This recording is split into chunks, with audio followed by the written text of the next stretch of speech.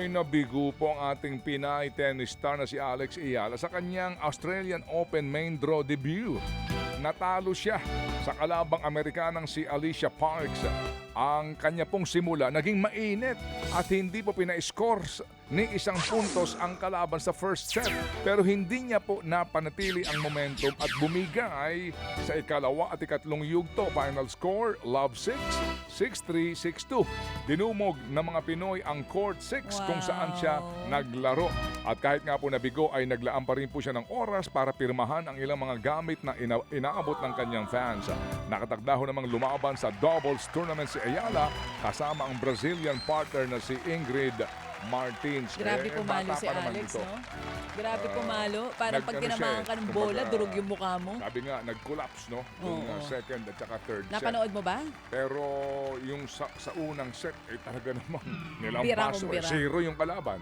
Ganun talaga. Okay lang yan. There's always a next time. Matama yung sinabi mo, bata pa naman siya. At para sa mga Pinoy 20 po, years old pa lang itong si Alex. kita mo, bagets na bagets. Sa mga Pinoy po na nagpunta dyan, maraming salamat sa inyo pong suporta para kay Amen, Alex Ayala. amen. Samantala, inimbitahan po ng Philippine Football Federation ang teenager na si Pedro Fernandez para sumali sa National Men's Football Team. Kasalukuyang naglalaro para sa FC Barcelona si Fernandez. Siya po ang ikalawang manlalaro na may lahing Pinoy na naglaro po para sa kupunan. Matapos itong unang gawin ni Paulino Alcantara, higit isang siglo na po ang nakararaan. Pinay. Isang siglo, 100 taon yun. Grabe yung isang siglo, baka dekada. Siglo to? Totoo yun? Aba, wow. O ito nga, Pinay po ang ina ni Fernandez habang Espanyol ang kanyang ama. Dito lamang po ipinagdiwang niya ang kanyang ika-18 taong kaarawan. Why not? Mukha po namang malabo pa rin pong makalaro. Sa simula po ng PBA Philippine Cup Final, si TNT Tropang 5G star RR Pugoy. Patuloy po siyang nagpapagaling sa kanyang hamstring injury na nakuha sa semifinals kontra sa Meralco Bolts.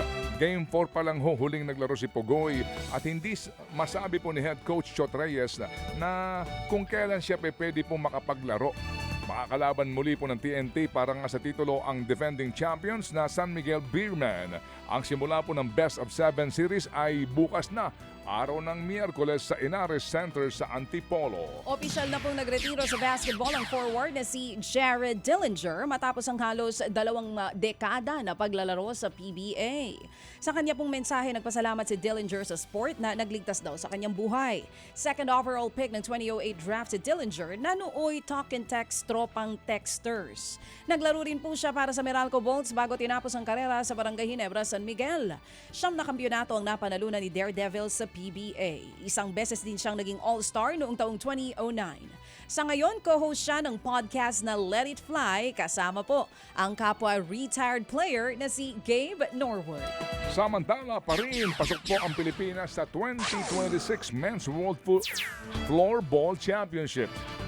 Ito nga po kasunod ng kanila pong panalo sa Australia sa quarterfinals ng Asia Oceania Floorball Cup. Nagsilbi itong qualifiers para po sa Worlds. Ito ay kapat pong sunod na beses na nakapasok nga sa torneo ang bansa. Gaganapin yan sa Tampere sa Finland sa Disyembre kung saan po defending champion ang bansang host. Mga kapatid, brothers and sisters, saan ka pa? Dito na tayo sa totoo. Dito na tayo sa True FM. Mga kapatid, mag-subscribe and follow po kayo sa social media accounts ng True Network PH. Yan po kami, hanapin nyo lang True Network PH, Facebook, Instagram, YouTube, TikTok, and podcast. Mapa Apple or Spotify man yan, mahahanap nyo kami. Lahat ng mga napapanood at napapakinggan nyo po sa programa, nasa social media accounts namin yan. So paano mga kapatid? See you sa social media!